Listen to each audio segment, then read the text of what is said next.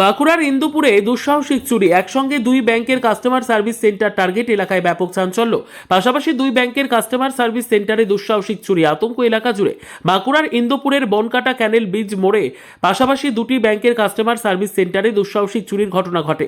একটি এসবিআই ব্যাংকের customer service point ও একটি পাঞ্জাব ন্যাশনাল ব্যাংকের কাস্টমার সার্ভিস পয়েন্ট ও অনলাইন সেন্টারে চুরি হয়। বৃহস্পতিবার সকালে এলাকার বাসিন্দারা দোকানের জানালার রড ভাঙা অবস্থায় দেখতে পান।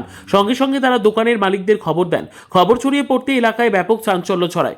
দোকান মালিকদের দাবি, বুধবার রাতে দোকান বন্ধ করে তারা বাড়ি ফিরে যান।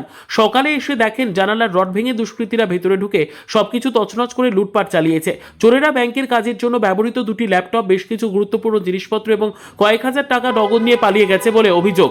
দোকান মালিকদের দাবি, এই নিয়ে মোট 3বার চুরির ঘটনা ঘটল। তাদের দাবি, ঘটনার কথা পুলিশে জানানো হয়েছে। ঘটনাস্থলে এসে ইন্দুপুর থানার পুলিশ তদন্ত শুরু করেছে।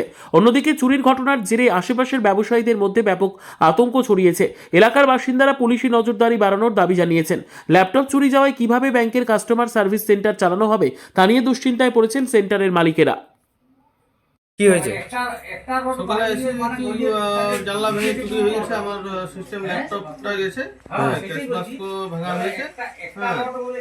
ভাইয়ের একটা ল্যাপটপ গেছে, পাশের রুমে ভাই অনলাইন দোকান করে আর কি, ওরও ল্যাপটপ গেছে, আমারও ল্যাপটপ গেছে একটা। কখন ঘটনাটা কখন? ঘটনাটা আমি তো সকালে এসে দেখছি আর কি। আপনি কখন এসেছেন দোকান? আমি 8টা নাগাদ এসে কি দেখলেন? এসে দেখছি সব কিছু জানলা ভেঙে দিয়েছে, পুরো দুটো রড ভেঙে দিয়েছে, পুরো জানলা ভেঙে দিয়েছে, তারপর ঢুকেছে আর কি। কিছু নেয়নি, আমার ল্যাপটপটা নিয়েছে, তারপর পাশে রুমে গেছে, সেখানেও ভাই ল্যাপটপটা দিয়েছে। আমার ক্যাশ বাস্ক ভেঙেছে, ক্যাশ বাস্ক কিছু পাইনি। আমার ল্যাপটপ ঠিক আছে, ভাইয়ের একটা ল্যাপটপ। দুটি ল্যাপটপ হয়েছে, টাকা ছিল না, টাকা ক্যাশ আমি কিছু রাখিনি।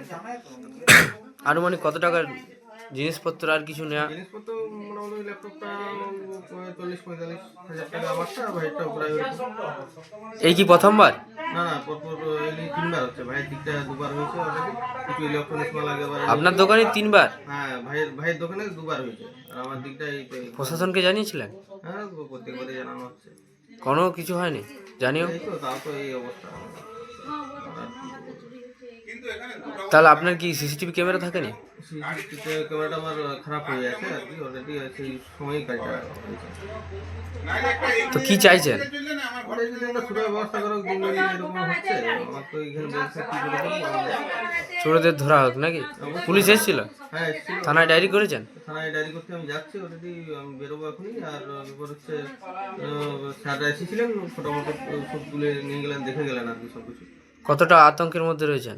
তখন তো প্রচণ্ড, আমি এত ইনভেস্ট করেছি, এরকম যদি হয় বারবার অসুবিধায় পাবলিক। আপনার তো সিএসপি নাকি? পাবলিক অসুবিধায় আসছে, ঘুরে যাচ্ছে, আরো এমার্জেন্সিতে আসছে, আমাদের তাকে বলতে হচ্ছে যে এই ব্যাপার। কি নাম আপনার? আমার নাম রাজীব দই।